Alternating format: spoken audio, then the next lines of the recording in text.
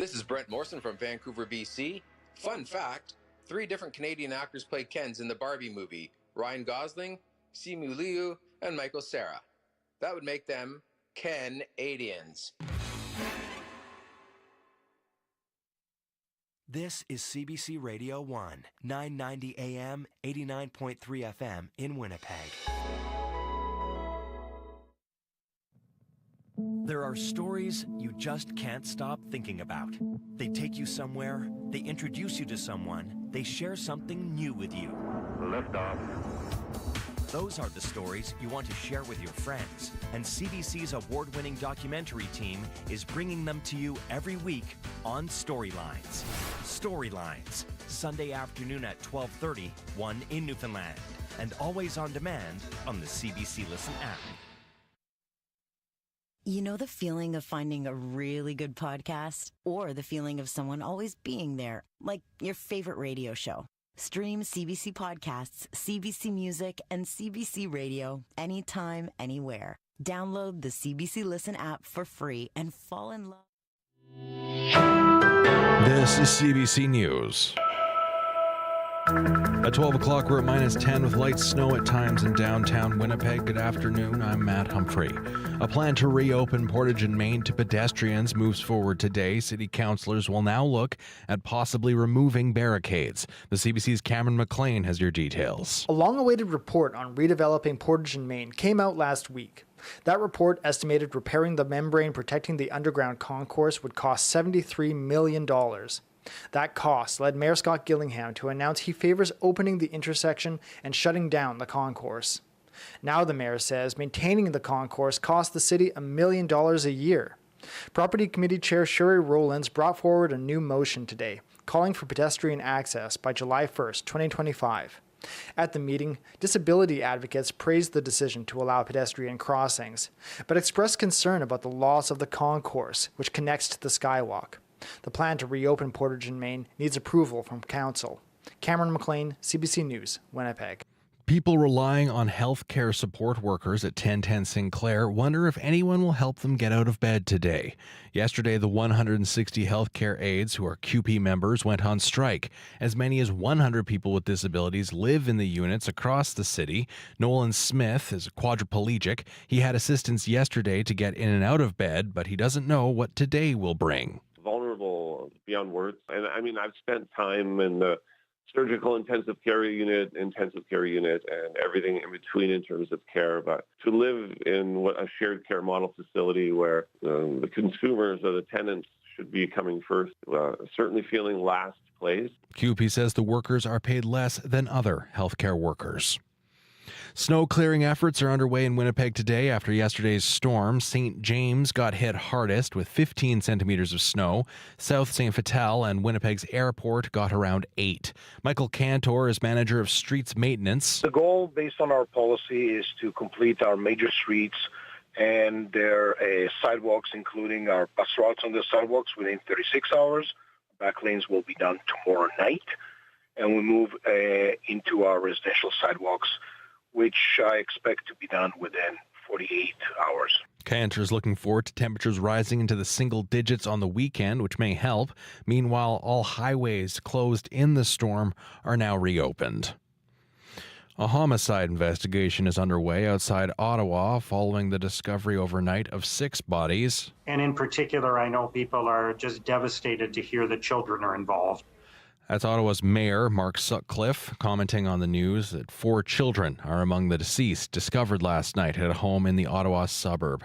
Tricia Kindleman has more. Police are saying they do not believe this to be a case of domestic or intimate partner violence, which is leaving only more questions as forensic investigators remain at the scene. Ottawa's Homicide Division has taken over the case, and 1 person is in custody, which police have said that means they believe there is no ongoing threat to the public. 1 person was transported to a nearby hospital with serious but non-life-threatening injuries. It's important to note that the person taken to hospital is not the same as the man that has been taken into custody. Police say in a release that this is a tragic and complex investigation. Chief Eric Stubbs says it's going to be difficult. We are managing as best we can the people that are in the area to try to help them The scene is obviously a horrific one.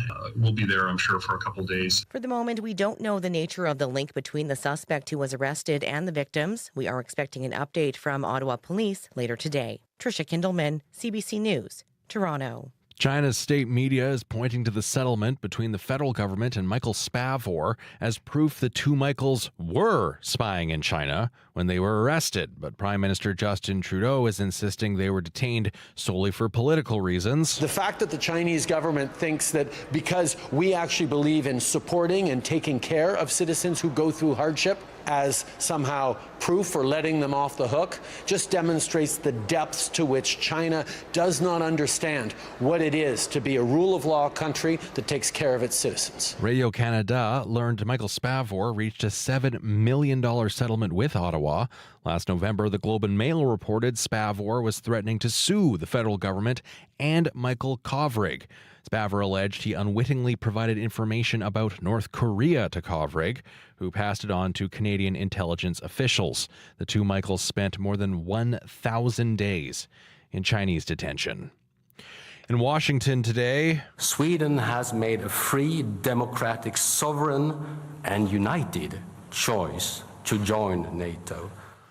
That's Sweden's Prime Minister Ulf Kristersson speaking at a ceremony in Washington today, where his country formally joined NATO, becoming the 32nd member of the Transatlantic Alliance. Sweden, along with neighboring Finland, abandoned decades of military neutrality following Russia's invasion of Ukraine. Finland joined the bloc last year, but Sweden's membership had been held up due to objections by NATO members Turkey and Hungary. And that is your CBC News from Winnipeg. In Winnipeg, mainly cloudy today. A few late afternoon sunny breaks, a high around -8. Brandon, a chance of light snow and cloudy, a high of -8. Dauphin, good chance of light snow, a high of -8. Flin Flon, sunny, a high of -7. Right now, you're listening to CBC Radio 1.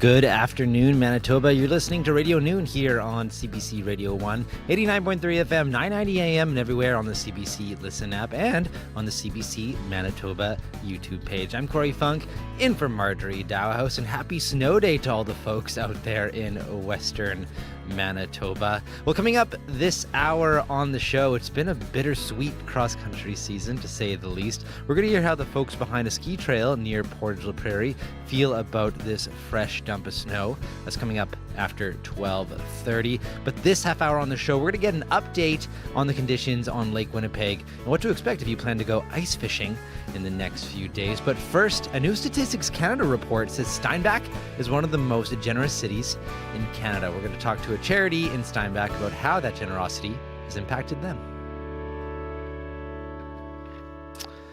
Well, StatsCan says that Steinbach is one of the most generous cities in Canada, and according to the 2022 tax data, Steinbach has a median charitable donation amount of almost $2,300, which is 6 times higher than the national figure.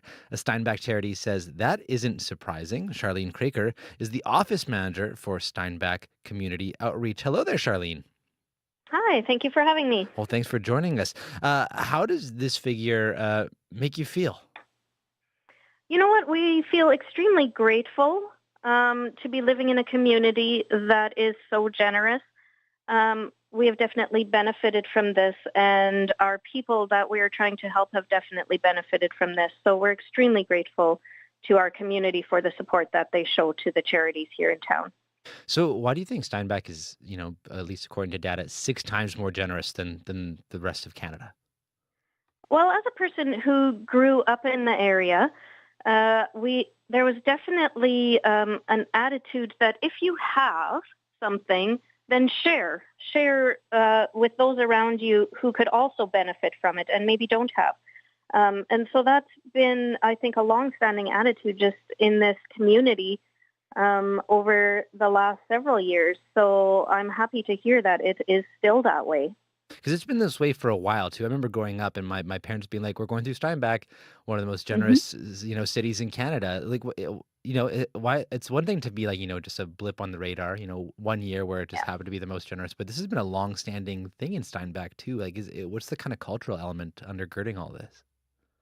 There is definitely, I think, an impact. Some of it comes from, I think, being historically a Mennonite community, but also those people now who make it multicultural when they're coming in are grateful to be living here, and so they also want to give. So it's very much a community thing. It's not only individuals in our city who are very generous giving, but our businesses, our local radio station, our banks, they all work together to support not only the people who live in our community, but missions that are overseas as well, which is also very important. So working together and the strong sense of community that Steinbach has, I think, very much contributes to that. Now, this information, actually, this data is from 2022, which was still kind of during still the peak of the pandemic in some ways. How did the community of Steinbach look out for you guys during the pandemic? Oh, we feel we were very well supported. The community really rallied together during the pandemic. We, like all charities out there, we were concerned that our donations would go down, and there were some people out there who, now couldn't afford to give because of the pandemic.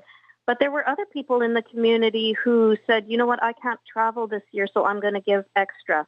I'm going to donate extra. And there were people who, were getting extra benefits, like some seniors were getting extra benefits from the government, who then said, you know what, I'm going to turn around and pay this forward because it's not money that I actually need in this moment, so I'm going to give it to the charity to support those who are struggling more than I am. So our community really came together, and we felt really well supported during the pandemic. Fast forward to the present now, 2024. We're in a money crunch, right? Interest rates sky high. Things just cost a lot more. What have you noticed about the impact that that's having on giving in Steinbach now?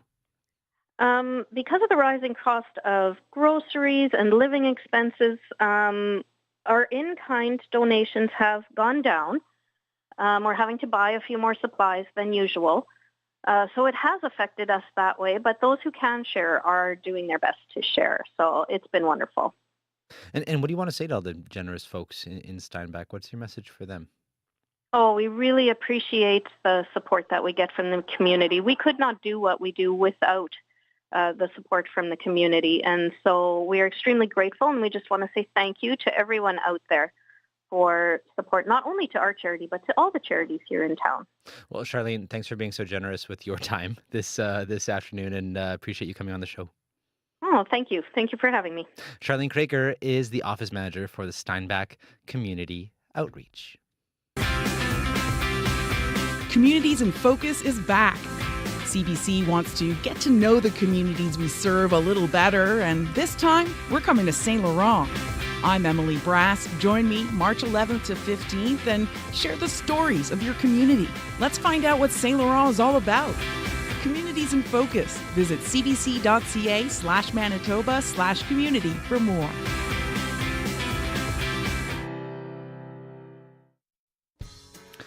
You're listening to Radio Noon here on CBC Radio 1, and still to come on the show, cross-country skiers rejoice. There may still be a cross-country season after all. We're going to hear what the snow means for the keepers of one Manitoba trail system coming up. And still right in just a few minutes here, we're going to get an update on the conditions of Lake Winnipeg and what to expect if you plan to go ice fishing in the next few days, especially with all this snow, what it means, what accessibility looks like on the lake. But first, let's take a look at your current conditions across the province right now. Brandon, you're -10 with some drifting snow at the airport. Churchill, -12, mainly sunny. Dauphin at the airport, cloudy, -12. Flin Flon, sunny, -10. Gillam at the airport, sunny, -10 as well. Grand Rapids, you are our hotspot in the province right now. You're sitting at -6. Island Lake at the airport, some light snow, -9. Lynn Lake at the airport, sunny, -9 as well. Norway House, sunny, -8. Portage, La Prairie, right now you are still seeing some light snow, -11. Dooley Lake, you are our cold spot in the province right now at -14. The Pas, sunny, -12. Thompson at the airport, mainly sunny. Wasagaming, -12 right now. In Winnipeg at the Forks, -10 with some light snow.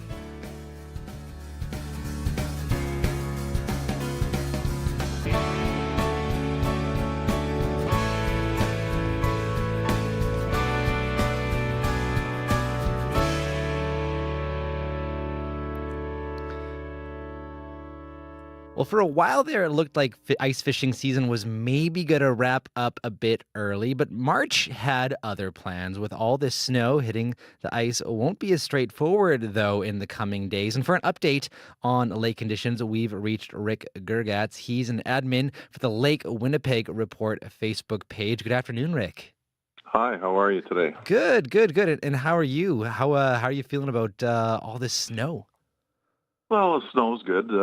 We need the moisture for the farmers, and we just didn't have very much moisture or snow at all. So the snowmobilers are really going to like it. Oh, yes, I'm certain. So tell me right now, in terms of, speaking of snowmobiles, things like that, how accessible is Lake Winnipeg? I know up to now, most folks could drive pretty easily onto the lake, but this snow, I imagine, might change that a little bit, eh?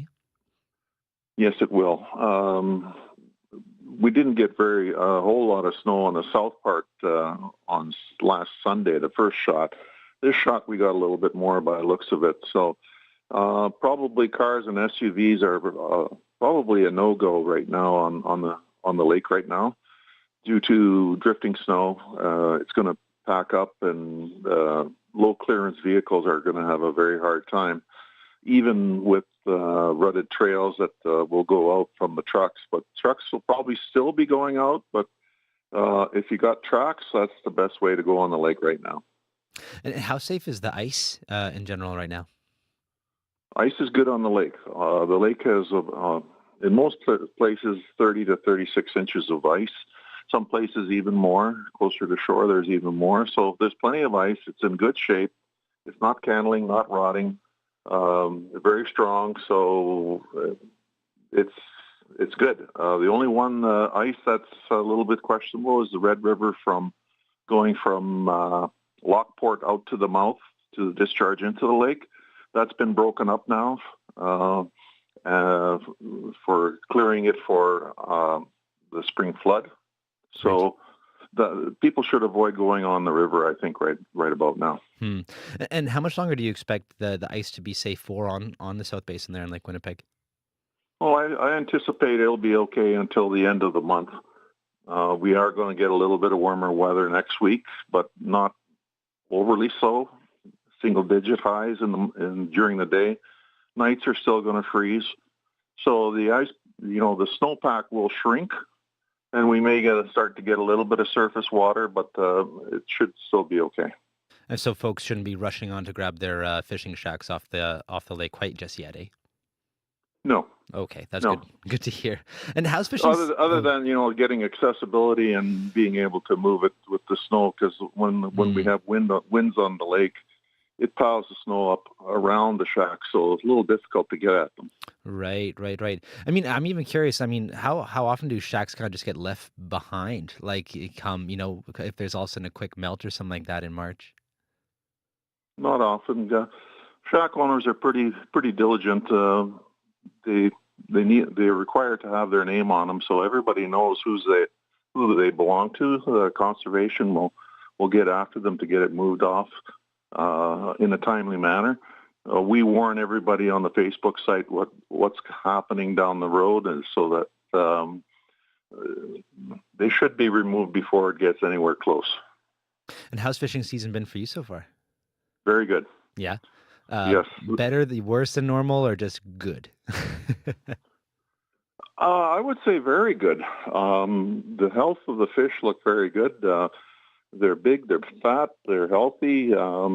We have a pretty good size, large fish, large walleye, year size, between 20 and 25 inches, and there's lots of them. So it's good fishing right now. Oh, great.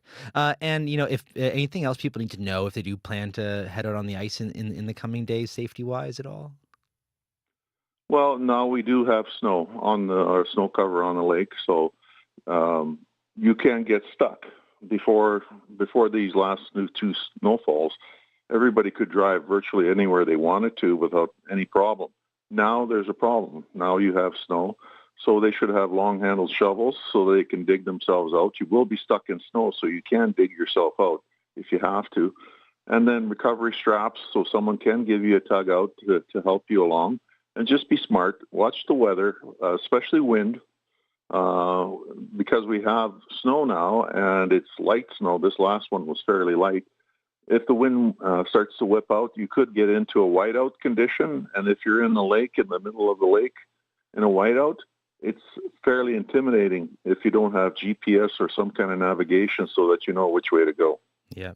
Well, Rick, thanks for the update and all the best for the rest of the fishing season here. Thank you. Rick Gergatz is admin for the Lake Winnipeg report on Facebook. And we want to hear about how this snow has impacted you. What are you seeing out there? Are you happy about it? Do you hate it? Well, tell us why. After 12:45, we're actually going to open up our lines here on Radio Noon to hear from you live. You can call us. So just for now, write down these numbers. And then if you have a story to tell about this snow, you can give us a call after 12:45 today. So if you're in Winnipeg, 204-780-0893. That's 204-780-0893. Or if you're out of town, here's the number to call, 1-800-268-5483. That's 1-800-268-5483. Hey, how's it going? I'm Nellie Furtado, and I'm bringing the party to the 2024 Juno Awards. Join me in Halifax for Canada's biggest night in music with performances by my friends, The Beaches, Maestro Fresh West, Charlotte Cardin, and me. It's a party you're never going to forget. Promise, you know? Don't miss the 2024 Juno Awards live from Halifax. Sunday, March 24th at 8 Eastern on CBC and CBC Gem.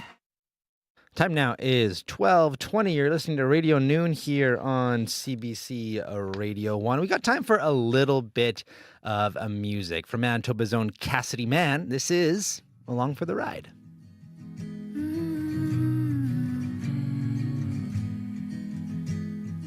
Your mom always liked the colors that I'd wear. I'd show up at the house and she'd say she missed me there. I was your sidekick, your right-hand man. You had the blueprints, the better plan. It was easier to love someone else's dream.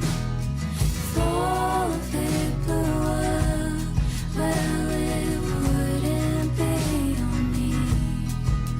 Body heat on the passenger side. You can't hit the brakes if you're only along for the ride.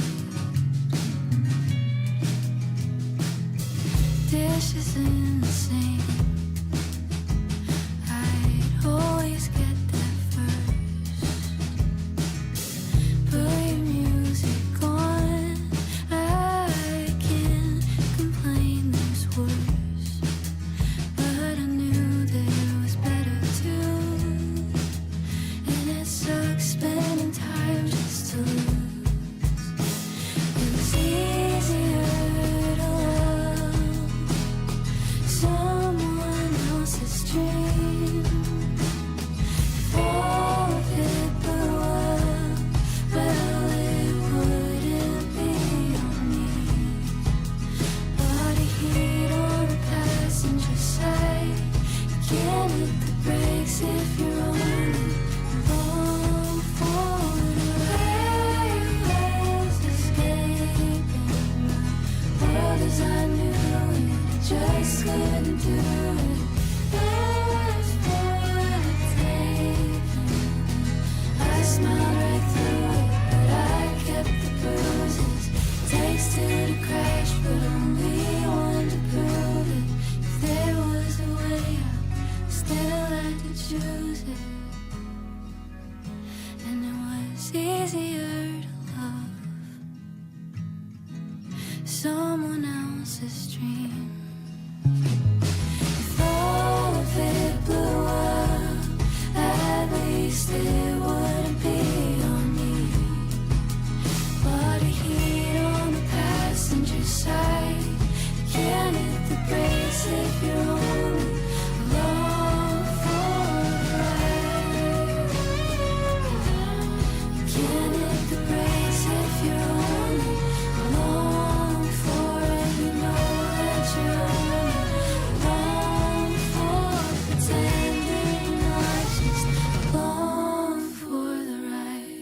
That's Cassidy Man with Along for the Ride. And I had the pleasure of seeing her perform at the Park Theater a few months ago now, and she sounds exactly like that in person. It was just her and a guitar. So good. If you get a chance to see her live, you should definitely go check it out. Well, what are you eating tonight? If you were living on this land in 1854, your answer to that question might be venison soup and green corn patties. Those are just a couple of examples of recipes early immigrants to Canada would have been whipping up in the mid-19th century. And Holly Benson is resurrecting these recipes and sprinkling in a bit of history in her new cooking show. She's the creator of the Backwoods Kitchen on YouTube and is part of the master's thesis in public history at Carleton University. That's her master's thesis. And she explained how the idea came about. I'd had a lot of exposure to Canadian culinary history growing up. When it came time to apply to a master's, I was like, I got to do something different. I want to do something, that I know that people are interested in, but I want to, with the public history angle, do something that is very public facing. So a cooking show, a historical cooking show, that's kind of how that came together.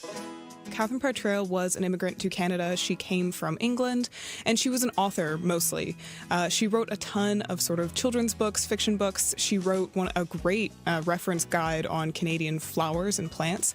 But the book, this one, The Female Immigrant's Guide, is a cookbook, and also How to Survive in Canada guidebook to any other female immigrants who are coming to the country. A lot of her thematic guidance comes from this idea of what are farmers cooking? What is the totally average person cooking? This food is not meant to be fancy. It is meant to be practical. It's meant to be accessible. And some of the recipes are also meant to, honestly, probably not that good, but help your family survive in times of need. My last recipe that I did before submitting for my thesis defense is called farmer's rice. Not my favorite one, but I wanted to do it for that express purpose, looking into a recipe that really was meant for survival. It's called a mock rice, so if you don't have access to wild rice, if you don't have access to white rice, you would mix flour with a bit of milk until it formed a damp dough. You'd roll it in your hands to make the shape of rice and then boil it in milk for about half an hour. And I sprinkled it with a bit of sugar and cinnamon as per her instructions, and flavor-wise, not much happening. Texture-wise, not my favorite. A lot of these ingredients are so straightforward, so basic. You can get a lot of them still in the grocery stores, but I find what interests me most are the Indigenous connections, that there's a lot about this that she's writing about, the cultural sharing that's happening, and really just the bottom line of survival is coming from Indigenous foodways practices. I provide recipes, the translated versions of the recipes, for anyone who's interested to cook them. Ideally, what I would love for people to do is they watch the show, they get a little bit curious about what is going on. I do a taste test at the end, so maybe people are like, I'd like to try it. And then they cook it for themselves. But I think really my key takeaway here is that this idea of Canadian history is not one that many people connect with. I think that it's one of the reasons why I wanted to do something about Canadian history, really just to sort of question that stuff is a lot more complicated and a lot more nuanced and a lot more connected than we typically tend to believe.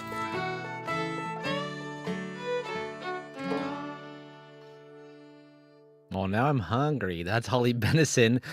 She's the creator of the Backwoods Kitchen cooking show on YouTube. I'm actually always kind of hungry around this time anyways. I think I noticed. I think I said I was hungry yesterday at this time as well. That's part of her Carleton master's thesis, and you can watch the show by searching By Golly, Miss Holly, spelled exactly how you expect it to be. That's By Golly, Miss Holly on YouTube.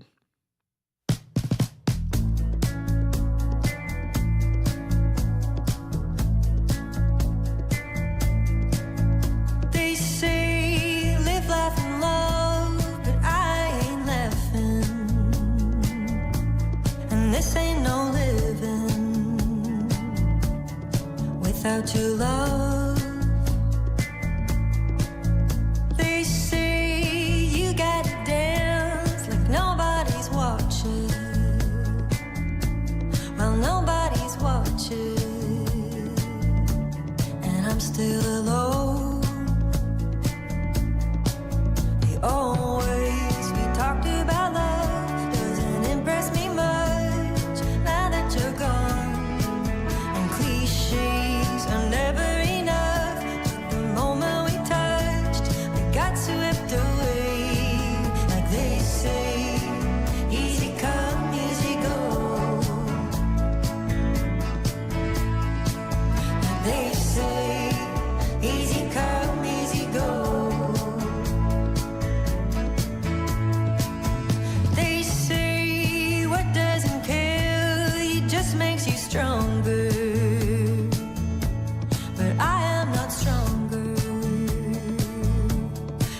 still undone. That's Jen Grant with Easy Come, Easy Go. Well, still to come here on Radio Noon, cross-country skiers rejoice. There may be a ski season after all. We're going to hear what this snow means for the keepers of one Manitoba trail system just west of Portage la Prairie coming up on the show. But first, your CBC Winnipeg News.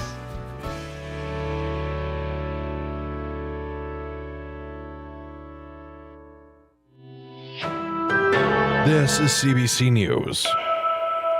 At 12:30, we're at minus 10 with light snow in downtown Winnipeg. It's good to be with you this afternoon. I'm Matt Humphrey. Winnipeg's mayor says operating the concourse under Portage in Main costs the city almost $1 million a year. Scott Gillingham wants to see pedestrians cross the busy intersection above ground by the summer of 2025. A draft of a motion calling for removing the barricades at the intersection was raised at City Hall today. Gillingham says the money for operating could instead be used to improve other services downtown and make downtown more appealing. A recent report warns potential repairs to the underground concourse would cost at least $73 million and cause traffic delays for up to 5 years. Gillingham says a reopening would coincide with the launch of a new transit route network. His motion goes to a city committee today. More than 100 people who live in 1010 Sinclair supportive housing aren't sure if they are going to get any help today. The 160 healthcare workers assisting those with disabilities living independently went on strike yesterday. Nolan Smith is a quadriplegic who relies on those workers to help him with his daily needs. He says he was lucky yesterday to have some help, but Smith isn't sure what today brings. I'm hopeful that care is coming, but like I said, with units not receiving care at all yesterday, I truly don't know if someone is coming in this morning to get me out of bed. CUPE says the workers at 1010 Sinclair are paid less than other healthcare workers. It says their pay has only gone up 1.75% in the past 8 years.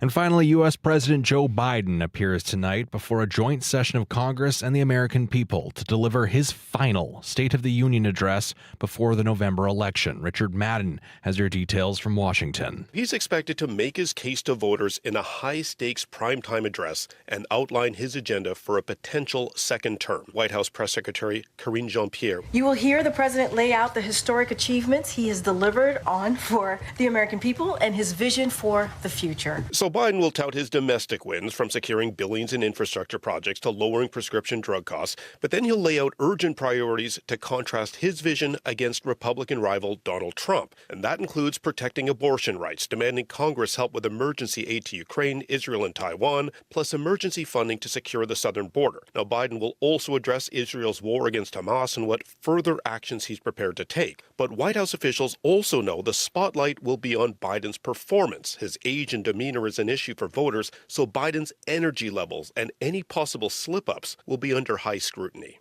Richard Madden, CBC News, Washington. And that's your CBC News from Winnipeg. Thank you very much, Matt. Back soon, Corey. That is Matt Humphrey at our CBC News desk. Well, the snow is, I think, more or less wrapped up, and Riley Lachuk is in with a look at the weather. And do you know how much snow we got? Yeah, I've put together some totals and a little bit of a map to kind of illustrate, which I'll show tonight on CBC Winnipeg News at 6, sort of which areas of the province kind of got some of the most snow. So looking at the data, the Winnipeg Airport registering 8 centimeters, but not too far away around the Polo Park area, about 15 was registered there. Anywhere south of like Portage Avenue, south of, I guess that would be Fermor, about 10 to 12 centimeters, Transcona getting about 11, and 13 in the Island Lakes neighborhood. Across the rest of southern Manitoba, Brandon getting about 16 centimeters of snow. Miami, Manitoba, that is northwest of Morden, getting about 18. Portage la Prairie into that 18 to 20 range, and 10 centimeters in the Pinawa area. So, I think exceeding my own personal expectations for the city of Winnipeg, at least, but we did see some higher amounts, especially west of the city, as expected. So looking at satellite radar right now, mainly cloudy in southern Manitoba. Northern Manitoba still feeling the effects of this system. Area, the Island Lake region through Gillam, Shamattawa, expecting a few centimeters of snow as we get through the afternoon today. Otherwise, a ridge of high pressure will clear us out as we get into the day on Friday, leading us with a sunny sky through the day on Friday. A few passing clouds, and the same as we get into Saturday as well. Mainly sunny, not a lot of cloud to speak of once we get through the cloud that we're under right now. So minus 11 right now in Winnipeg, minus 10 in Brandon, minus 11 right now in Thompson as well. A bit warmer under that cloud deck that has pushed a little bit further to the north. So we're seeing temperatures of minus 7s and minus 8s in the Barons River region and into the Island Lake region. So I've got us at minus 8 this afternoon in Winnipeg by about 4 o'clock this afternoon. Brandon's looking at a cloudy minus 9. And we start to see a bit of clearing as we get through the afternoon today. So we'll see a sun cloud mix through the Dauphin area at minus 9 and Thompson looking at a sunny minus 7. And that sunshine continues, Corey, as we get through the next few days. So I'm looking at minus 5 for your Friday, minus 3 for your Saturday. Another reminder on Sunday, your clocks go forward at minus 1 and back up to plus 2. You're taking me on an emotional roller coaster. I know. But hey, we're going to go up again. Plus 2 for Monday, plus 4 for Tuesday. I'll take it. Well, thank you very much, Riley. No problem. That is Riley Lachuk, our CBC weather specialist.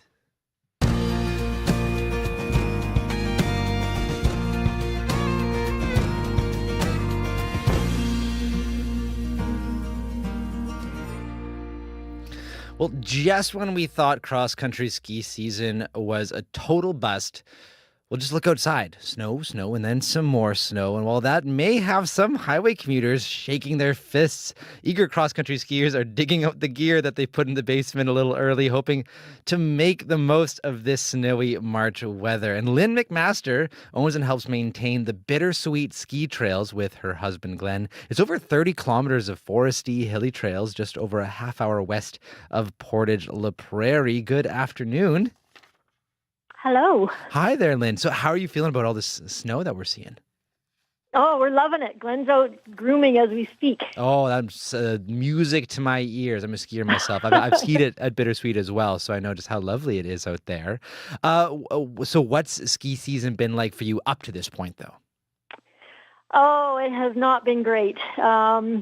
We got started late, and then we had to close our trails for about 3 weeks up until this last bit of snow. We just didn't have enough to maintain them. So we're really happy to see this.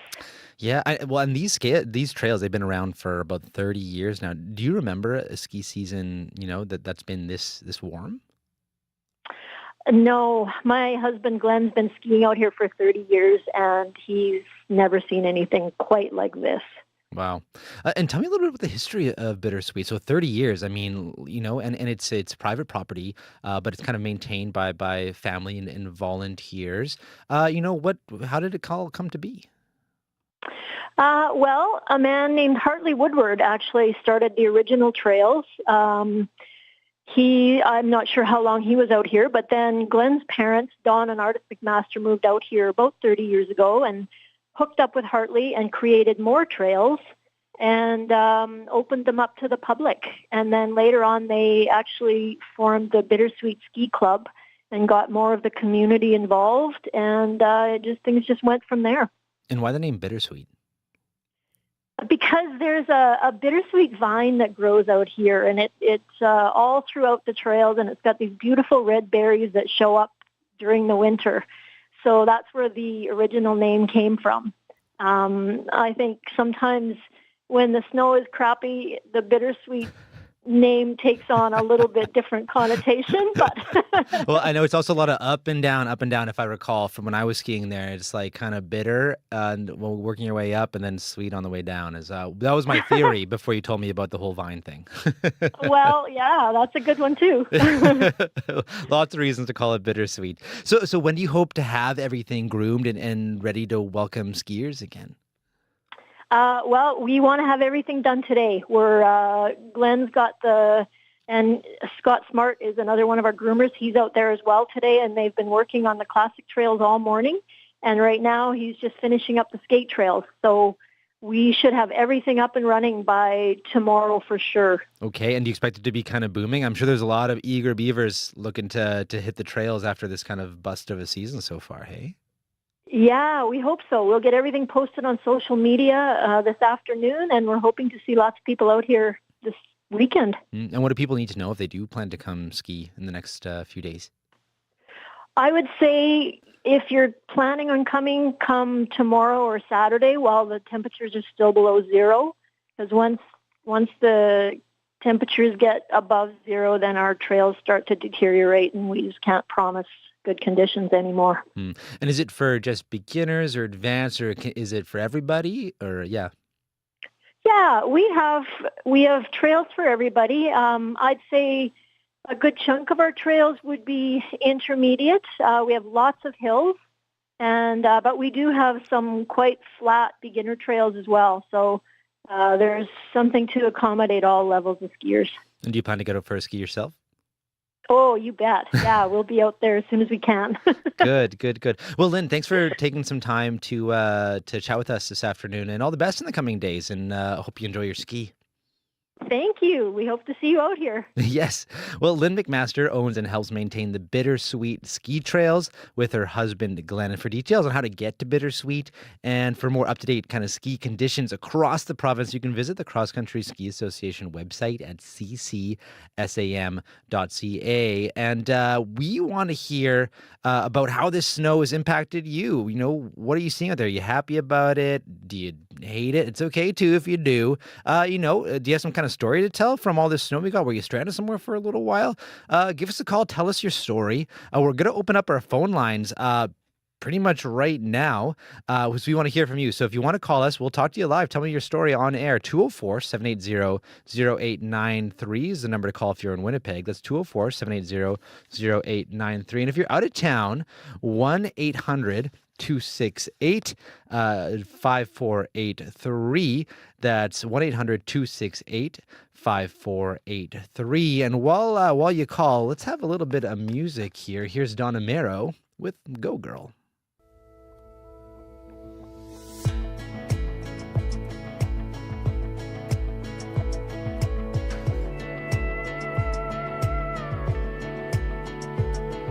The writing's on the wall has been for a minute. You don't need to say it, and I don't want to hear it. Baby, close your eyes, kiss me one last time and pull the ripcord. But don't string it out anymore. If you gotta go, girl, spin them tires on that road, girl, like you've been spinning my whole world. That ain't changing just 'cause it's over. Yeah, my mind will always jump to the highlights, a Key West sunset in your eyes. First time we called it love, so girl, hold your head high when you think of me. One goodbye's worth a million memories. Sometimes things don't work out like you thought they would. Yeah, we gave it a good go, girl. Yeah, we gave it a good go, girl. Keep my number in your phone in case you ever need it.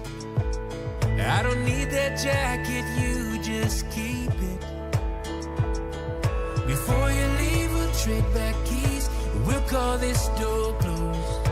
You know where I keep the spare, 'cause I can never tell you no. So go on and go, girl. Spin them tires on that road, girl, like you've been spinning my whole world.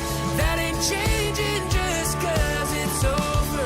Yeah, my mind will always jump to the highlights, a Key West sunset in your eyes. First time we called it love, so girl, hold your head high when you think of me. One goodbye's worth a million memories. Sometimes things don't work out like we thought they would. Yeah, we gave it a good go, girl. Yeah, we gave it a good go,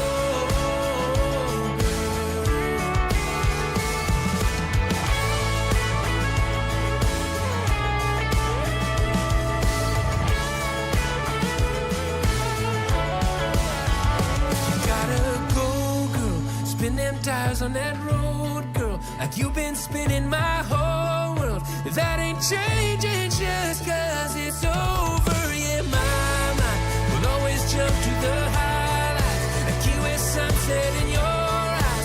First time we called it love, so girl, hold your head high when you think of me. One goodbye's worth a million memories. Sometimes things don't work out like you thought they would, and we gave it a good go, girl. And we gave it a good go,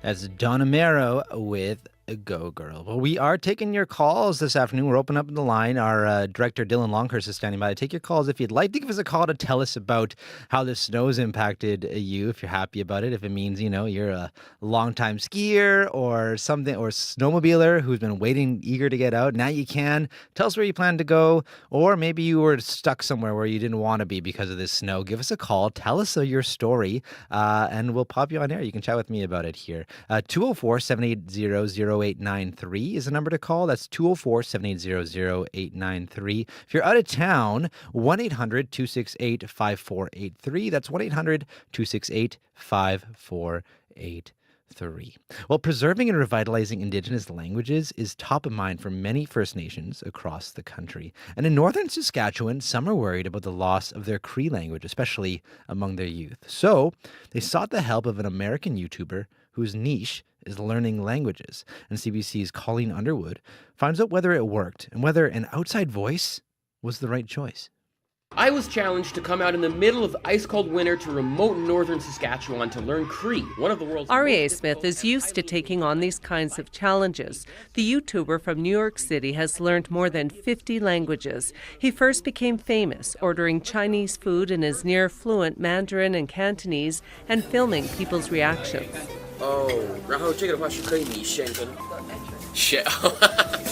Smith says he's even tackled Ojibwe and Navajo, the latter of which he refers to as one of the toughest languages he's tried. Navajo verbs are, as one scholar describes them, a hopeless maze of irregularities. And it's that effort learning Indigenous languages that landed him a request from one of his followers, Patrick Mitswing, from the Makwa Sagagan First Nation in northern Saskatchewan. I didn't expect, honestly, to hear back from him, but maybe about 3 days later, his team replied back to us, so that was really cool. That's the first. Mitswing says their community, like others, struggle to keep their language active and strong, but it's not without trying. His mother is a Cree language instructor, and together they recently launched a new online program called RepeatAfterMeCree.com. Do you know Kikski Tini Kik? Repeat after me. Kikski. Smith, they thought, was exactly what they needed to inspire a new generation of young people to learn Cree. And if we could get Ari to learn it really quickly, which I think was part of the magic of the video, and to be able to speak to our elders, maybe that will inspire our people who've just been kind of thinking about learning the language. Smith says his trick is to learn orally, not by studying the new alphabet.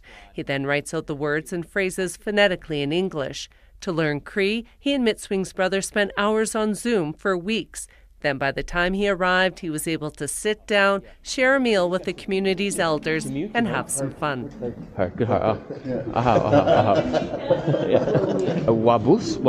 Smith's dedication, enthusiasm, and effort were moving to many in the room, including Smith and Patrick's mom, Julia Ouellette. It really got emotional because, I'm going to get emotional here again. It got emotional for me because the power of him speaking our language, hearing it from a non-native person and a young guy, it's like a spark went in me and say, hey, he can speak it. We have the power to teach our grandchildren, our children. I was in tears as well. It was a very emotional experience for me, being there and seeing the depths of their emotion around their own language. The increasingly popular practice of non-Indigenous people learning Indigenous languages is the topic of a recent research paper released by academic Belinda Gagayosi-Daniels. Daniels is a Cree language expert at the University of Victoria and a member of the Sturgeon Lake First Nation in Saskatchewan.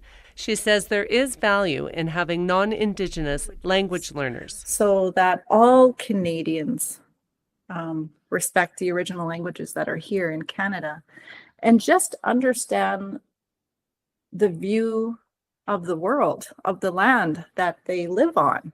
But she says in doing so, they need to give Indigenous learners a safe space to learn, understand the deeper meaning of the words and phrases, and be mindful of the trauma and history that surrounds the loss of language in a community. Our languages don't die.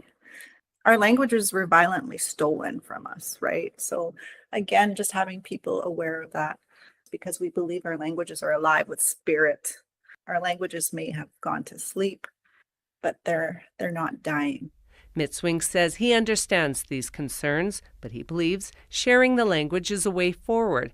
And so far, he says it's working. And sure enough, when we looked at all the comments that were coming through, there was a lot of people inspired to say, I'm going to go learn my language now. Olet, always the teacher, ends by encouraging all students to get out of their comfort zone and try. And you know what? If you don't pronounce it right, that's okay. You'll keep trying. Next day you'll get it. Just trying to keep speaking our language and let's keep it alive together. Hi. For CBC Radio, I'm Colleen Underwood.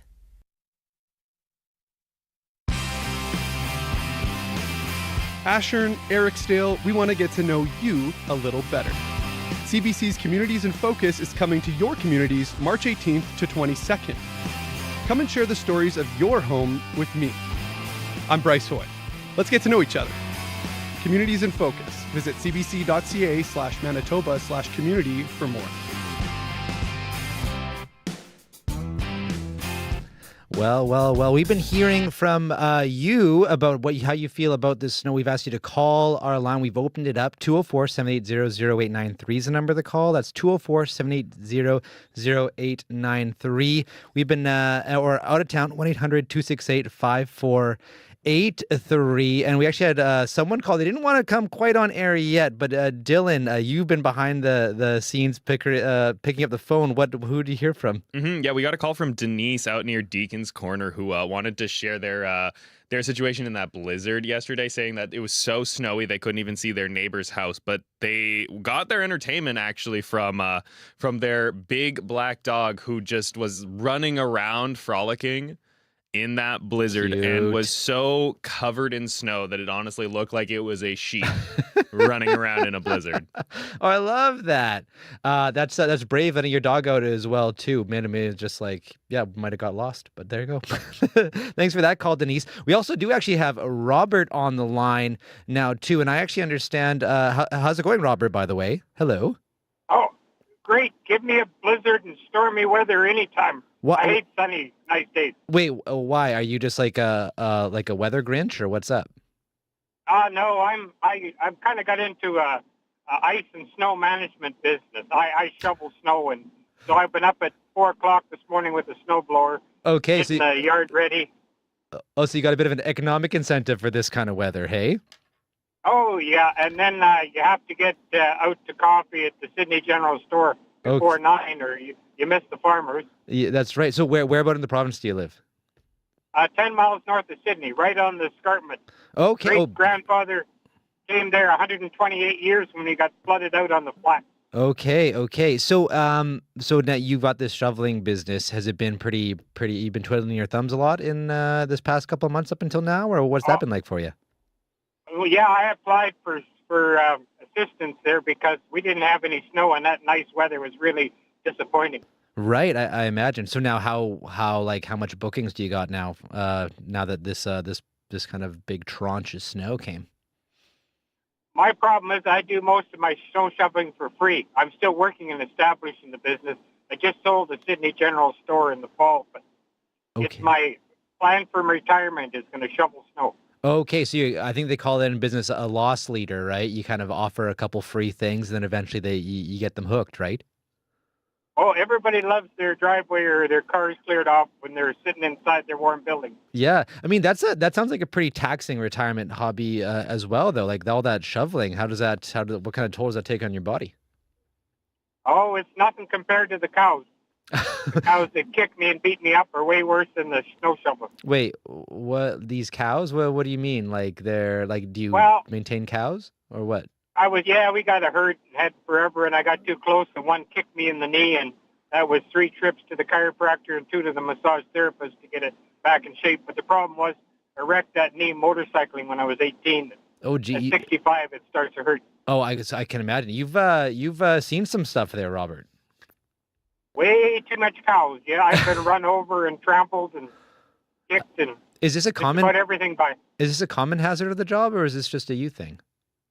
The problem is when you get older, you're not as quick as you were when you're 18, and you used to be able to go play with a nasty cow and go over the fence. But when you get older and slower, you're not quite so quick to the fence anymore. Right.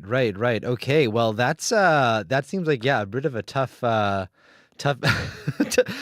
go. Do you still have cows?